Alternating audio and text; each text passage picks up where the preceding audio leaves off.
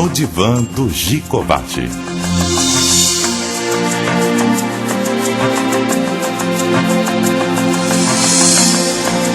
Está no ar, no Divã do Gicovati. Eu vou começar falando sobre se existe mesmo a inveja entre homens e mulheres. Na realidade, a inveja sempre depende da existência de 3 ingredientes. O primeiro desses ingredientes, a matéria-prima da inveja, é a nossa vaidade, esse nosso prazer de se destacar, de chamar a atenção, de ficar por cima.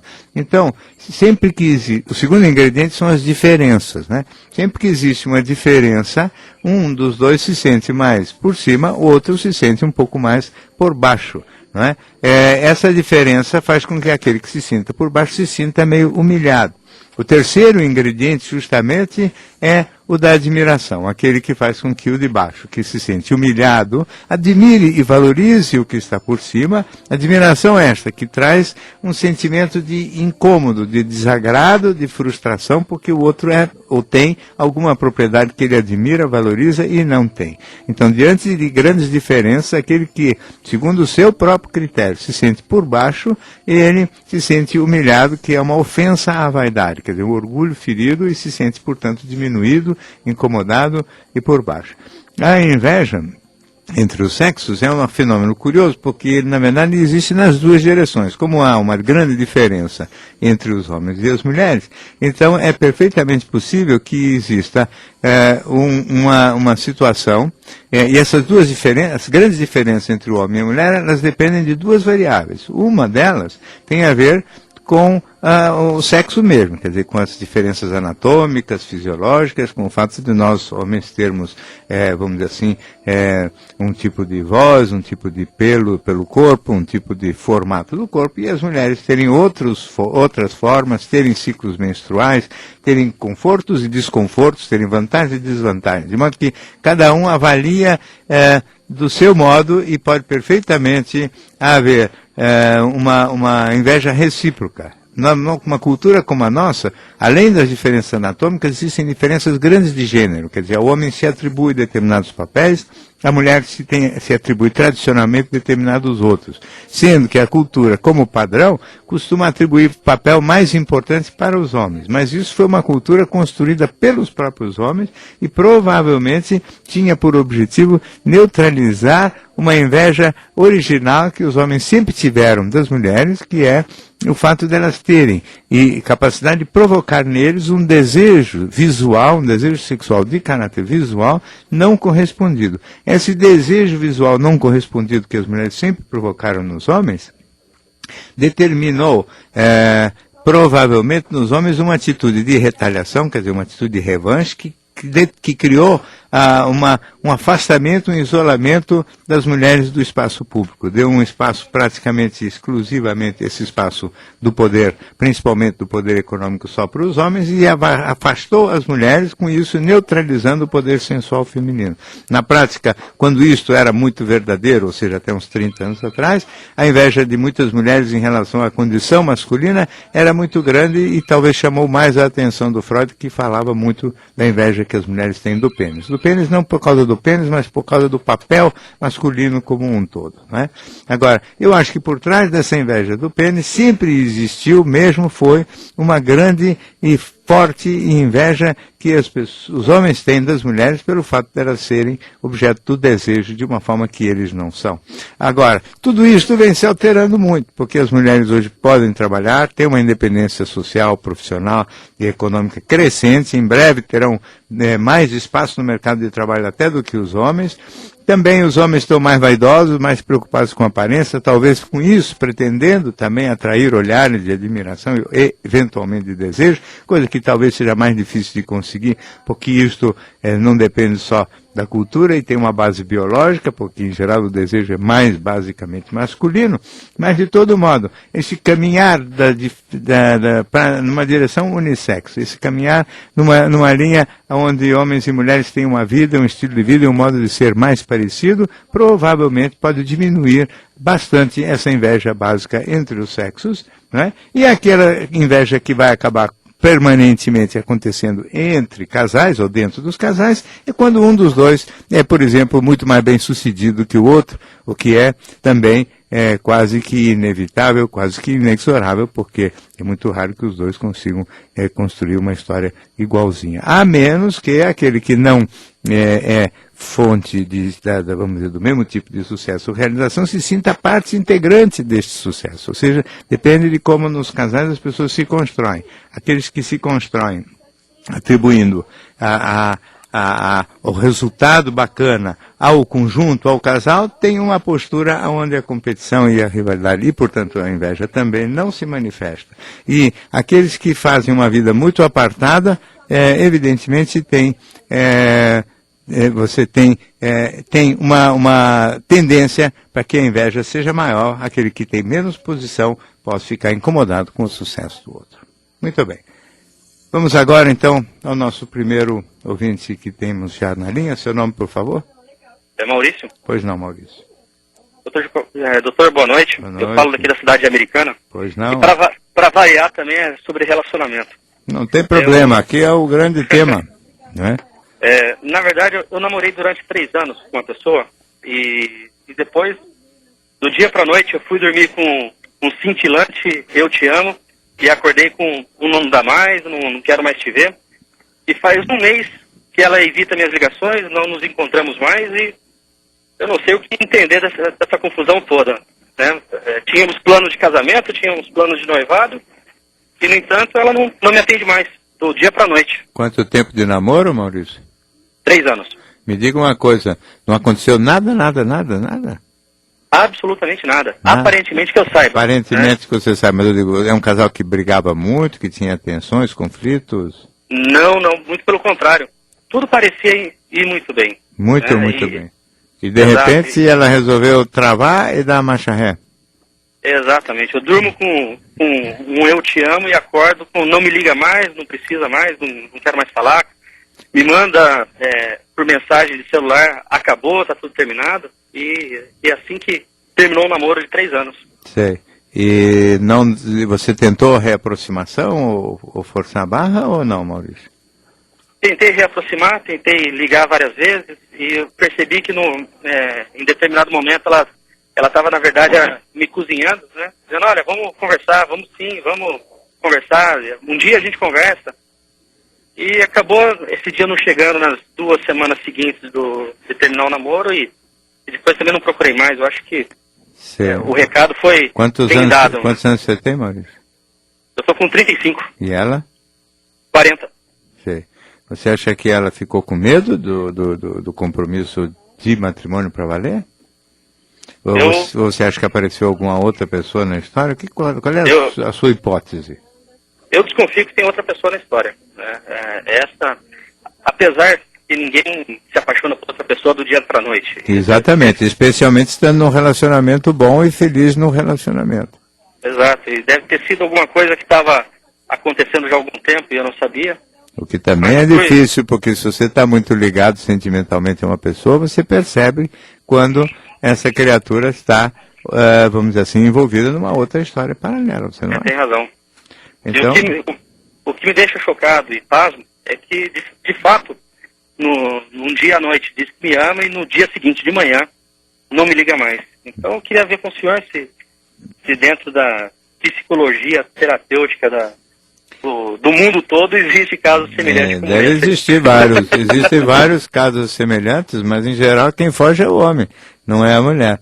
Né? Tem razão. Em geral, quem foge na hora do compromisso mais sério, na hora do casamento, de projetos mais consistentes, é o homem. As mulheres reclamam muito que os homens falam que está tudo muito bom, que está tudo maravilhoso, que elas são lindas, que elas são independentes, que elas são profissionalmente capazes e tudo, mas então, por causa disso mesmo, eles vão embora, né?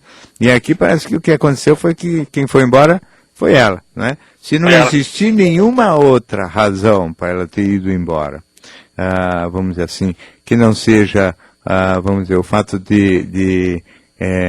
dela realmente estar, vamos dizer, incomodada com a ideia do compromisso e com a boa qualidade da relação, porque do jeito que você fala, toda o relacionamento era de muito boa qualidade, não tendo nenhum espaço, inclusive, para outras possibilidades, não é?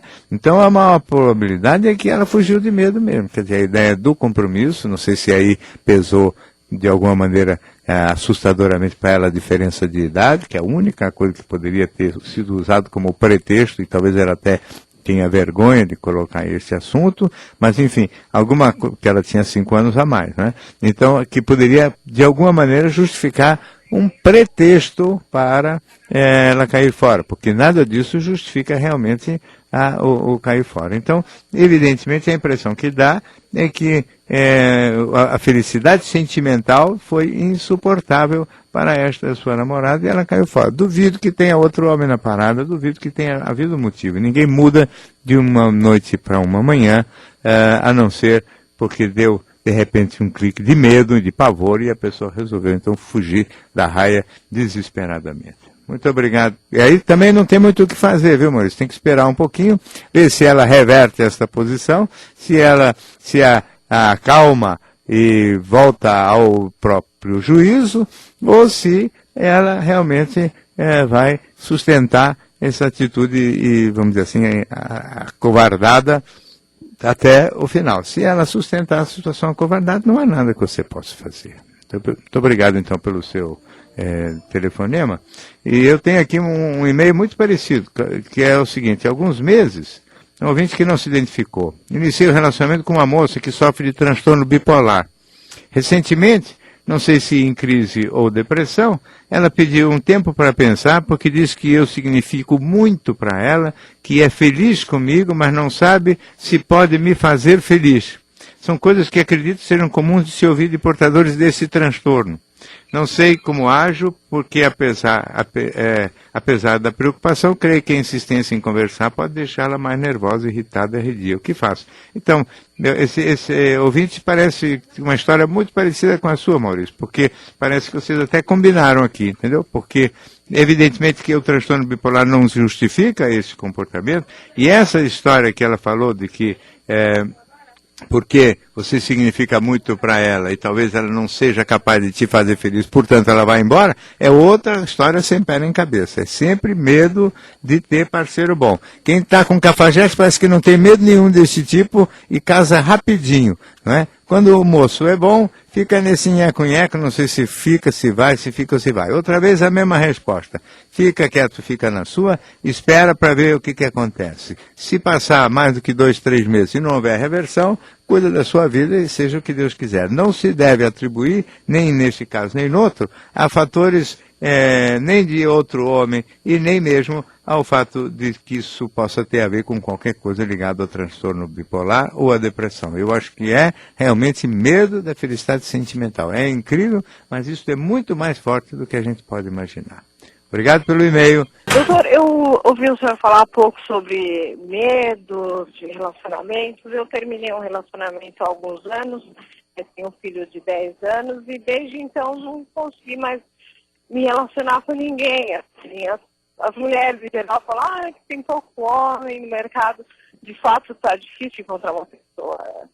Será que a gente tem afinidade? Mas eu sinto uma certa dificuldade. Isso me remeteu muito ao que o senhor falou sobre medo. Talvez eu tenha ficado com um certo trauma de relacionamento. Cláudia, quantos anos você tem? Procede? Quantos 39. Anos? 39. Não, você vê que até agora aqui são 2 rapazes que foram largados pelas mulheres, Pois né? justamente. Então você vê que esse negócio que falta homem é meio conversa fiada, né? Porque não pode faltar homem, porque o número de homens e de mulheres na população é praticamente o mesmo. Mesmo. Não é? Então, tá bom, você fala assim, tem mais homossexuais masculinos do que femininos. É também pequena diferença, porque o número de homossexuais femininos também está crescendo. Segundo, o que os homens mais velhos, eles saem, ficam e se interessam por mulheres mais moças, então aumenta o número de concorrência de mulheres para os mesmos Mais faixa de homem. Mas isso também é relativo, porque os homens também vivem menos que as mulheres, e chega uma hora que tinha que sobrar mulheres, mas mulheres mais velhas, e não mulheres jovens. Então, Cláudio, o que eu acho é o seguinte: as pessoas realmente parece que têm muito, muito medo da felicidade sentimental. Né? Ela, por exemplo, para escolher errado, as pessoas fazem isso com muita facilidade. Esse relacionamento que você teve há 10 anos foi de boa qualidade? Não. Como é que foi? Foi um tanto traumático. Não deu certo mesmo. Mas não deu por quê? Vários motivos. Traição, eu descobri algumas, a gente tentou algumas vezes, mas de fato não deu certo. A gente não tinha muita afinidade, ele agia de forma um pouco irresponsável. Sim. Tanto é que nós temos um filho e ele não é pai presente, né? É um pai ausente. Quer dizer, ele não cuida também do filho. Sim. Então, você fez o quê? Uma escolha provavelmente por aquele tipo, mas que não é muito confiável, né? Sim, um tipo que o senhor mencionou agora há pouco. O cafajestão, etc. Esse aí todo mundo casa rapidinho, né? E depois de uma experiência dessa, às vezes a pessoa fica meio marcada e fala assim, isso aí eu não quero mais para mim. Aí, nem por isso você está pronta para ter um parceiro que seja parecido, que seja um parceiro com mais afinidades e que funcione bem para você. Então, em geral, a gente acha que eles vão ser iguais, né? Mesmo não sendo assim. Isso não é verdade, porque você vê que no fundo, são 50% de homens mais confiáveis e 50% de homens mais cafajestes. Também o número de mulheres não é diferente. Tem muita mulher que também não é confiável, talvez não sejam tão infiéis quanto os homens, pelo menos na quantidade de outros parceiros, mas são mulheres que mentem também, que às vezes sonegam informações, que às vezes gastam dinheiro escondido, que até fazem caixa 2 dentro de casa, está cheio de coisas, né? Sim. Então, tem pessoas legais em ambos os sexos, só que parece que essas pessoas legais são atraídas e fascinadas pelo tipo oposto. Então elas não se encontram, né? E quando elas finalmente ficam maduras para isso, aí surgem esses relacionamentos de qualidade. Mas ainda assim é preciso que elas estejam maduras para isso e que não morram de medo, porque senão vai acontecer que nem essas duas outras aqui, parceiras desses dois ouvintes anteriores, que na hora H elas fogem de medo. Então não funciona nada disso, né? E por isso são tão poucos os casos de felicidade conjugal. Eu acho que você está num caminho melhor de ficar melhor consigo mesma do que ficar com parceiros que não valem a pena. Acho que você ficou bem marcada por uma experiência negativa e só vai se interessar agora por parceiros de qualidade. Só que esses são realmente poucos não são poucos os homens com qualidade, são poucos os que estão prontos. Isto se é fato que você está pronta, que também não tenho certeza. Então o negócio é cada um se aprontar e depois rezar, para cruzar com outro que também tenha se aprontado emocionalmente, para ter coragem de ser feliz no amor. Obrigado pelo seu telefonema. Temos outro ouvinte na linha. Seu nome, por favor? Paulo. Pois não, Paulo. Boa noite, doutor. Boa noite. Eu ouço o seu programa todo domingo e tenho uma única pergunta para fazer para o senhor. Buscar fora do casamento o que te falta é errado ou não? Depende de cada caso. A gente não pode generalizar nada, né, Paulo? Quantos anos você tem de casado? 18. 18 anos. O que você busca fora do casamento? Uma questão sexual. Sempre a questão sexual. Você busca o quê? Alguma coisa que a sua esposa não dá? Não, o que me falta mesmo. Falta porque ela quer pouco, porque é alguma coisa diferente do que ela pode lhe dar? O que é que falta? Talvez pelo diferente. Pelo diferente. A sua esposa é boa parceira? Sim, sim. E mesmo assim você sente vontade de outras... Isso, aí depois às vezes bate o sentimento de culpa, mas passa. O sentimento de culpa passa. Isso. Você sabe que a vontade de aprontar também passa se você segurar a onda um pouco, né? Aí aqui também vem um outro contrapensamento, que seria aquilo de ir lá para o futuro isso acabar e certas coisas que eu tive vontade de fazer não ter feito, entendeu? E aí não ser mais tempo de fazer e nem dar mais para fazer. Mas isso aqui é você imaginar que tem que ficar comendo 3 vezes hoje, porque lá na frente pode ser que você não vai mais ter capacidade para comer tudo que tem vontade. Eu acho que do ponto de vista sexual, Paulo, todos nós temos mais vontade do que aquilo que dá para a gente fazer.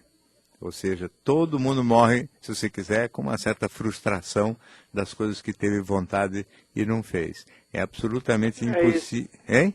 Então, justamente isso. Às vezes eu penso assim, Mas por mais se eu outras... não viver isso que eu quero, seria eu deixar de viver. Não, deixar de viver não. Será deixar de ter essas experiências sexuais que complementam a sua curiosidade, a sua inquietação, a sua vontade, o seu desejo. Só que o desejo não tem jeito. Ele nunca vai ser plenamente satisfeito, porque o número de pessoas que podem despertar o interesse da gente é sempre maior do que o tempo de vida e a energia sexual que a gente tem. Ou seja, não há como, mesmo se você fosse o maior garanhão e todas as pessoas do mundo, homens, mulheres, travestis, todos tivessem absolutamente loucos por você, ainda assim você não teria energia nem tempo para ter acesso a todos eles e teria sempre uma certa frustração das coisas não realizadas. Então o que eu penso é que talvez o mais importante mesmo seja a gente aprender a lidar com esse tipo de frustração, ou seja, que nós não temos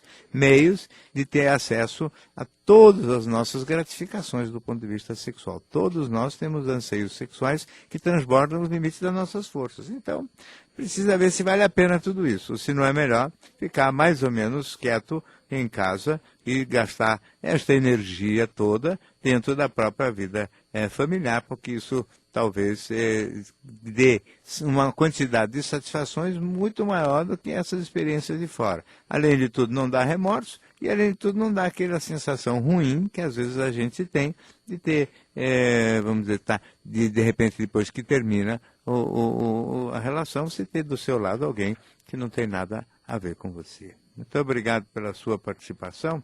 Temos aqui um e-mail da Tereza, que nos enviou o seguinte: doutor, sou casada há 12 anos, mas há muito tempo eu e meu marido vivemos sem sexo. Não sinto mais atração por ele. Além disso, estou mantendo contatos com um ex-colega de escola há 2 anos. Recentemente estivemos juntos e foi uma experiência inesquecível. Ainda não me separei porque sou totalmente dependente do meu marido em questões financeiras. O que faço? O meu desejo sexual por esse colega é muito grande, mas meu marido é como um pai para mim. Então, Tereza, na realidade você aqui está dividida de um jeito meio tradicional, quer dizer, você não sente desejo ou atração sexual por um homem que é protetor, aconchegante, do qual você depende emocional e financeiramente, porque se ele é um pai não é só dependência financeira, é também emocional. E, de repente, você então tem aí um namorado em paralelo que é o parceiro das aventuras, o parceiro das situações eróticas, etc. Né? É possível que se você largasse o seu marido, não sei se você teria coragem, por exemplo, de ficar realmente junto com esse ex-colega de escola, que provavelmente lhe dá essa intimidade sexual assim gratificante, mas não sei se daria todas as outras fontes de aconchego, segurança, proteção e dinheiro que o seu marido dá. Então, entre as duas coisas, parece que você acaba escolhendo ficar com o seu marido e ter essa outra história em paralelo. Também não sei se seu ex-colega teria interesse e gosto em efetivamente se comprometer para valer com você. Então, às vezes a gente fala mais grosso do que deveria, mas no fundo você tem uma necessidade emocional de manter esta relação conjugal, porque é daí que vem a sua força. E aí, sim, sobra um espaço para um namoro em paralelo. Mas se esse marido sair do circuito, não sei se o namorado não dança junto. Então pensa direito e trata você de crescer e amadurecer emocionalmente um pouquinho mais. Muito obrigado pela sua participação. Muito bem, temos aqui mais um e-mail de um ouvinte que não quis se identificar e que eu coloco no ar neste momento, que é o seguinte: doutor, tenho um filho de 15 anos, um garoto alegre, extremamente carinhoso, porém ele já foi diagnosticado com déficit de atenção. A questão é que ele não gosta mesmo de estudar, escreve mal, não lê, não faz tarefas e só quer saber de videogame, computador e televisão. Já fui autoritário em casa, impondo castigos até mesmo físicos.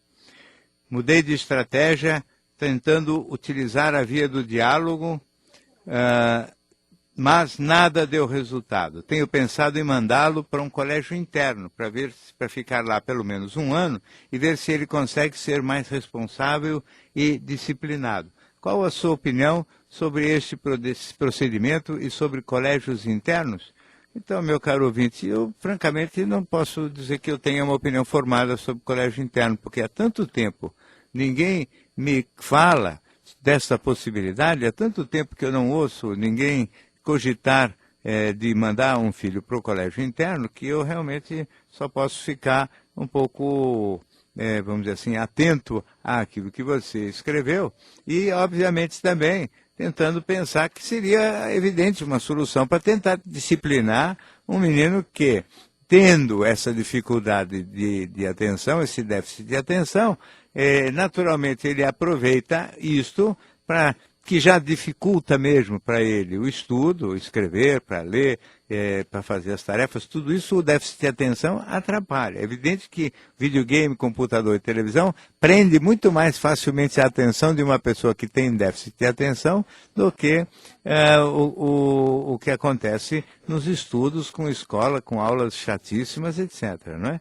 Então, você tem que compreender que ele tem mais facilidade mesmo de se dedicar ao videogame do que, eventualmente, às atividades escolares. Isso tem que ser tratado com certa condescendência e compreensão por parte da família. Agora, aos 15 anos, evidentemente que por mais alegre, carinhoso e legal que ele seja, ele tem que arrumar um jeito de ser o suficientemente organizado e metódico para poder conseguir ter algum tipo de rendimento e resultado na vida próxima futura dele. Evidentemente também que ele, tendo 15 anos de idade e tendo esse déficit de atenção, você teria uma certa dificuldade de encontrar uma escola legal para ele. Eu não saberia informar, nem orientar, nem sugerir nada disso, mas teria que ser uma escola competente para administrar este tipo de contratempo e dificuldade. Quer dizer, que levasse em conta o fato de que o menino não é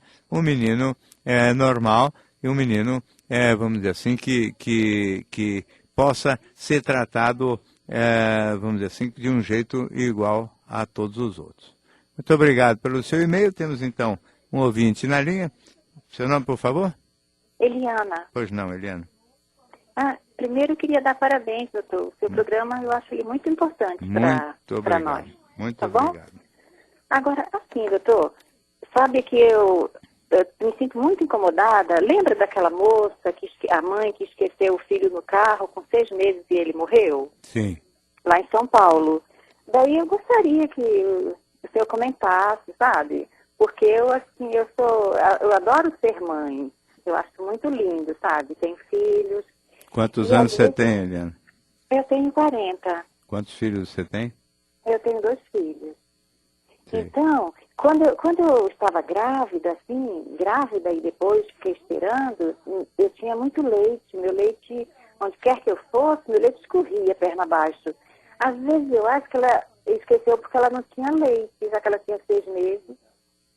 Sei. Eu não sei.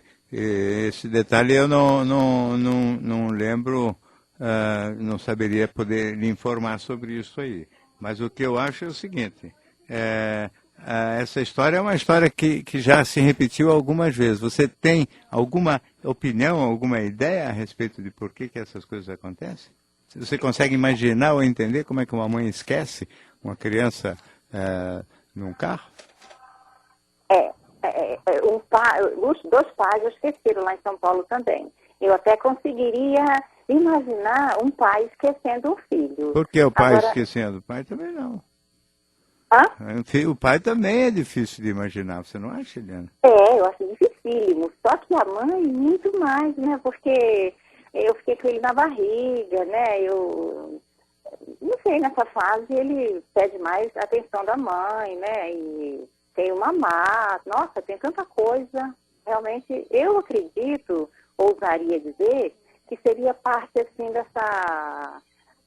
desse materialismo, desse individualismo que estamos vivendo, né, no momento, cada um pensando só em si, a mulher vai trabalhar fora e, não sei, a prioridade dela parece que é essa, e os filhos ficam em segundo lugar. Mas isso não justifica também que esqueçam uma criança no carro. Aqui, Eliana, eu acho o seguinte, primeiro, uma fatalidade, segundo, uma coisa muito, muito triste que possa ter acontecido. É evidente que parece que esta senhora estava fugindo da rotina e da norma tradicional da sua vida, se distraiu, não lembrou que estava com a criança no carro. Quer dizer, hoje nós temos uma vida tão corrida, tão atribulada, tão atrapalhada, na verdade, que às vezes esquecemos obrigações e compromissos fundamentais, como é o caso de uma criança que a gente se deixou dentro do carro. É terrível que isso possa ter acontecido, é terrível que a quantidade de oxigênio não tenha sido suficiente e a criança tenha acabado por ter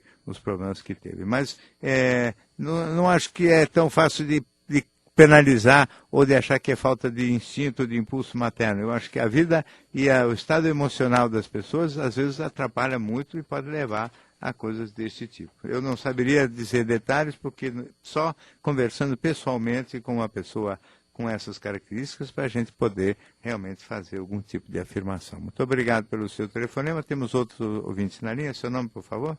Nilma. Nilma, pois não. Em primeiro lugar, eu queria dizer que eu escuto seu programa todos os dias. Muito obrigado. Todos os domingos, aliás. Não, mas tem dia de semana também um boletimzinho às 10h15 da noite. Que dia? Hein? Que dia? Todos os dias. 10h15 da noite tem um boletimzinho também. E o domingo tem o programa inteiro.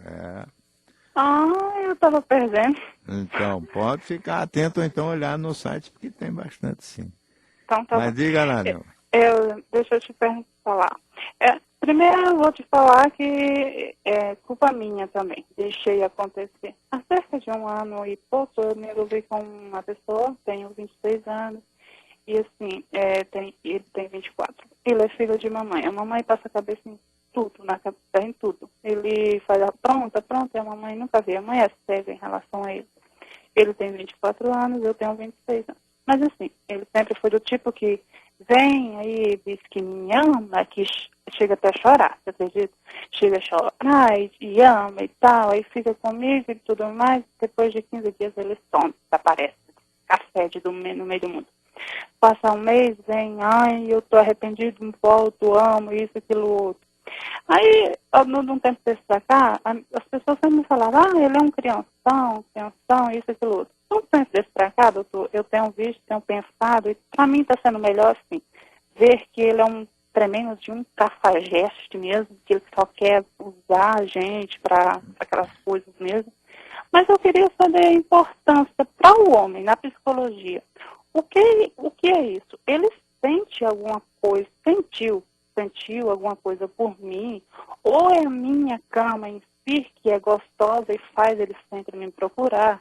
É tanto que a gente agora está afastado há muito tempo, a gente não conversa, mas meu telefone acabou de dar um toque, meu telefone tem identificador de chamada e é ele, sabe? Então eu queria saber, na opinião da psicologia, ele sente alguma coisa ou é a minha cama que é gostosa? Então, é muito difícil de falar exatamente o que a pessoa sente. Mas, em geral, que ele é um tremendo cafajeste, é mesmo, né? Chega a parte, quem está apaixonado não parte. E o fato de ser filhinho de mamãe só faz com que ele seja um menino mimado e imaturo, aumenta a chance de ser cafajeste. Agora, o indivíduo cafajeste tem uma característica que é o seguinte, ele gosta mais de ser amado do que de amar. Então, se ama, tem um jeito de amar muito esquisito e muito diferente daquele que provavelmente é o seu. Então, não adianta você querer comparar qualidades diferentes. O cafajeste quer ser amado. Ele quer que você... Ele faz como se fosse um desafio. Ele chega, te envolve, te seduz, te encanta, fala tudo de bonito que você quer ouvir.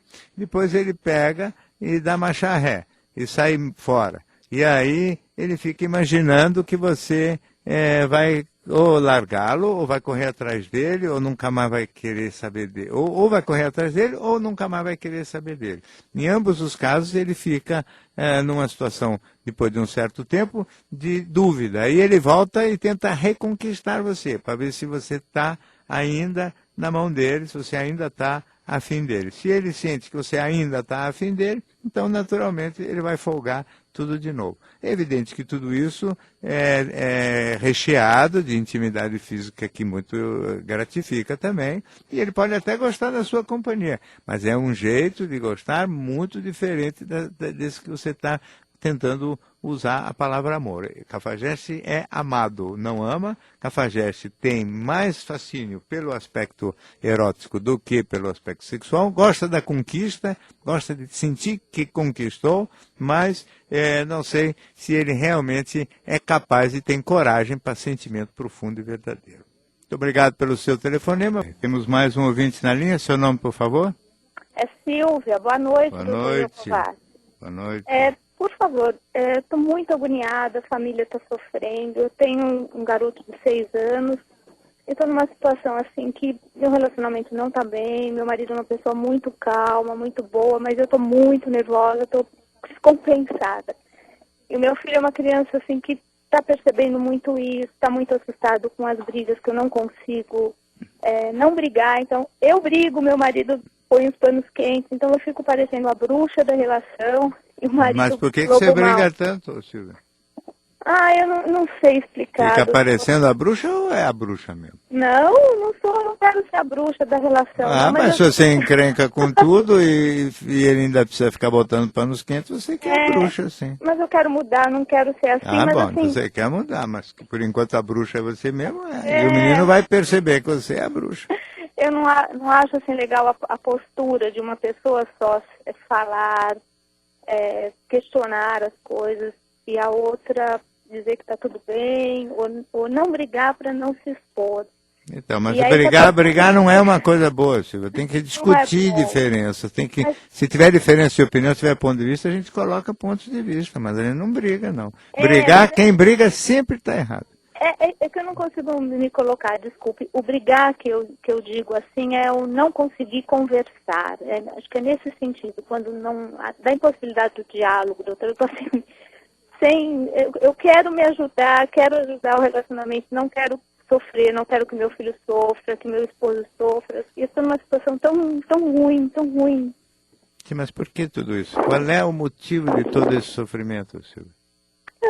Eu penso assim, como o senhor bem observou, as pessoas são muito diferentes, as pessoas amam de forma diferente, e você sempre, acho que espera mais do que a pessoa pode te dar. Então acho que eu não consigo aceitar a pessoa ser diferente, não conseguir demonstrar a forma de amor dela. Então eu acho que cobro uma expectativa grande da pessoa ser diferente. É um relacionamento de 15 anos. Nossa. Sim, mas Silvia, olha, então deixa eu dizer uma outra coisa para você. Não pode cobrar nada, não. A única coisa que você pode fazer é pegar o boné e cair fora se você acha que está ruim. Não pode cobrar, porque a pessoa não é obrigada a ser do jeito que você gostaria. Não é? Você tem que aprender, talvez, a lidar um pouco melhor com frustração. Você não acha? Com certeza, doutor, com certeza. Mas assim, o ruim, como tem uma criança sofrendo, aí a criança está sofrendo muito? Agora ele tem ventilado isso na escola, a orientadora chamou ele está com medo, assim, dos pais se separarem. Ele está passando. Mas ele está com medo dos pais se separarem porque alguém fala em separação? Eu já falei, eu já conversei com ele da possibilidade, então acho que eu assustei, acho que a forma como você teria mesmo força para isso? Eu acho que sim, doutor. Se ele topar, você peita? Eu peito e eu penso assim, eu estou numa situação assim que eu fico tão agoniada que eu penso até em deixar a criança com o pai e sair, doutor. Porque eu estou numa situação assim tão sofrendo tanto que... Mas eu não entendi ainda qual é a razão de tanto sofrimento. Eu acho que é falta de amor, falta de me sentir amada. De se sentir amada? Eu acho que é por aí. Você ama bastante? Eu já amei muito, mas sabe como é um banco assim, onde você vai depositando o dinheiro para você ter fundos para quando você vai descontar. E eu sinto que acabou os meus fundos, eu não consigo depositar mais nada na relação e vai ficando sem fundo a conta, não é? E me diga uma coisa, do ponto de vista sexual também esvaziou? Também, doutor, infelizmente também. Mais da parte, parte dele ou mais na parte sua? Mais da minha parte, eu vejo, como uma pessoa falou recentemente aí no programa que a gente está ouvindo, a questão da amizade, do paizão, da solidariedade, de uma pessoa respeitosa, tudo. sabe, não tenho aventuras, não tenho vontade de ter aventuras com outra pessoa. Eu tô assim, tá muito nublada a minha vida. Tô sofrendo muito, doutor Gicovati. Tá bom. Então, veja só. O que eu acho aí é o seguinte, você deveria buscar talvez uma ajuda psicológica para você, como pessoa, não é? Talvez para ter uma expectativa menor das outras pessoas, para poder talvez ter um encaixe melhor com você mesma e, ao estar mais harmoniosa, harmonizada com você, poder ser uma mãe melhor e poder talvez negociar com mais tranquilidade as divergências e as diferenças que possam existir entre você e o seu marido. Eventualmente até pensar em separação, mas depois de muito trabalho no qual você se empenhasse para valer e de um jeito carinhoso, elegante, educado e portanto, de uma forma útil, porque com tensão, com conflito, com cobrança, etc., em geral, a gente não vai para lugar nenhum. Então, a conduta mesmo é você buscar ajuda psicológica para se conhecer melhor, evoluir, avançar e ser uma pessoa melhor. Depois disso, você vai saber muito bem qual o destino que você vai querer dar para a sua vida, para a sua história e para as suas coisas. Muito obrigado pelo seu telefonema. Temos mais um ouvinte na linha. Seu nome, por favor? Leandro. Pois não, Leandro. Doutor, muito prazer. Igualmente. Boa noite. Doutor, a minha questão é um pouco ligada a relacionamento também, só que não diretamente a relacionamento, namoro e tal, é mais na área profissional. Olha, eu comecei a trabalhar faz essa semana, né, numa rede de supermercado aqui da minha cidade, um supermercado grande. E eu gostaria de perceber eu gostaria de expressar como eu me sinto diante da realidade que eu estou vivendo. Eu chego no trabalho, tá, procuro ser companheiro, procuro ser amigo, educado, e eu sinto que as pessoas um pouco hostil, sabe? Eu falo bom dia, tal, tento me colocar à disposição para ajudar, além da minha função, mas eu percebo um pouco de hostilidade, não é algo recíproco. Você está lá há quanto tempo? Chegou agora, né? Uma semana. E essa hostilidade existe com todas as pessoas novas ou você acha que é uma coisa específica com o seu jeito? Olha, eu tô um rapaz e eu, né? Com ele também eu percebo que fica um pouco mais comigo, né? Tem alguma característica sua que você acha que aumenta essa hostilidade, Leandro? Então, talvez da minha sensibilidade, ser uma pessoa educada, cortês com as outras pessoas, talvez isso possa, sabe, dar uma outra interpretação para os colegas de trabalho. Sim. Não sei se seja isso. Mas eu procuro ser desse modo com qualquer um, com o cliente que chega, né, procurando alguma mercadoria e com os colegas de trabalho. Mas eu percebo que há uma certa indiferença, uma não aceitação da minha pessoa. E daí eu me sinto, eu não sei se isso o problema está em mim, da minha fraqueza, e como que eu devo me comportar. Olha, amanhã eu devo ir novamente. Então eu fico com medo, falo, puxa vida, eu tenho que ir novamente, enfrentar toda aquela situação, eu posso superar, eu fico, sabe, nesse dilema. Então, provavelmente você vai ter que ir mesmo, não é? E vai ter que tentar desenvolver uma certa firmeza diante do fato de que pode existir mesmo por um tempo comprido uma certa hostilidade. E se você tiver um modo de ser e de se comportar um pouco diferente do padrão médio da turma, provavelmente você vai ter sempre uma certa dificuldade de se sentir integrado e de ser integrado por eles. Não é todo mundo que tem esta facilidade e essa fluência para aceitar e se relacionar bem com pessoas de temperamento e caráter diferentes. Quer dizer, se você é mais para diferente em relação à média das pessoas que estão fazendo parte do seu ambiente de trabalho, pela delicadeza, pela cortesia, até pelo nível de educação, você vai ter sempre, talvez, um pouco de hostilidade, pelo menos numa primeira etapa. Tem que ter paciência com isso aí, manter o seu padrão de comportamento de todo modo, não se alterar, não se aborrecer, não sair do seu caminho e pacientemente ir construindo uma história de relações consistentes para você ao longo das semanas e dos meses, e não ficar tão aflito no fim de uma semana de trabalho, que eu acho que é muito pouco para que a gente possa pensar em termos do que sejam as dificuldades de se adaptar a um ambiente novo. Muito obrigado pelo seu telefonema. Temos aqui agora um e-mail da Patrícia, que ela pergunta o seguinte: doutor, como faço para mostrar a uma pessoa que eu mudei? Há tempos atrás, eu saía muito para as festas, tinha muitas amizades paqueras. Há 2 anos conheci um homem e me apaixonei por ele, mas hoje brigamos muito por causa do meu passado. Eu me arrependo muito de algumas coisas que fiz e de ter mentido para ele. Se pudesse, eu voltaria no tempo e corrigiria tudo, pois essa pessoa que conheci é tudo na minha vida e o que eu mais quero é que acredite em mim. Eu só quero convencê-lo de que hoje tudo que eu falo é verdade. Assumi meu erro e estou disposta a consertá-lo, mas está difícil. O que o senhor me aconselha? Então, Patrícia, eu acho o seguinte, em primeiro lugar, não é o caso de se arrepender do passado, das coisas que você fez antes de ter conhecido este homem pelo qual você se apaixonou, porque enquanto você não está apaixonada e você é uma pessoa livre e solteira, não tem por que estabelecer limites para o seu comportamento, não tem nada do que se arrepender. Do que você tem mesmo que se arrepender é de ter mentido, né? Porque quando você mente, aí sim, você cria nesta pessoa a ideia de que você pode vir a fazer as coisas, ainda fazer as coisas que talvez no passado você fez e que, sendo solteira, não tinha problema nenhum, mas que pode deixar um homem mais inseguro, com medo de que você mantenha este padrão de comportamento, mesmo depois, quando você já está envolvido e comprometida seriamente com ele. Então, isso aqui é preciso ter paciência, é preciso ter perseverança, é preciso que o tempo de convívio, sem titubeios, é que acabe por mostrar a ele que realmente você é uma pessoa diferente hoje. Agora, é sempre bom você ver um outro lado que é o seguinte, se este cidadão, este seu atual namorado, por quem você está tão apaixonado, não está usando o seu passado para oprimir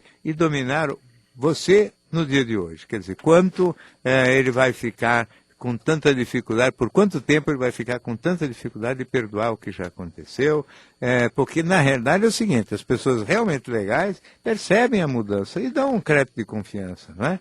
Evidentemente, cuidado, você tem que tomar um certo cuidado para não estar sendo, hoje é abusada por ele, que ele pode estar se valendo do seu passado para poder impor e imprimir um certo autoritarismo dele no comportamento de vocês. Então, sinceridade, honestidade, persistência e cautela para também não ficar aceitando um autoritarismo indevido em nome de um passado do qual você não tem do que se arrepender. Muito obrigado pelo e-mail que você mandou. No Divã do Gicovates tem produção de Diego Matoso e Fernanda Campanucci. Os trabalhos técnicos de hoje foram de Altair Cunha.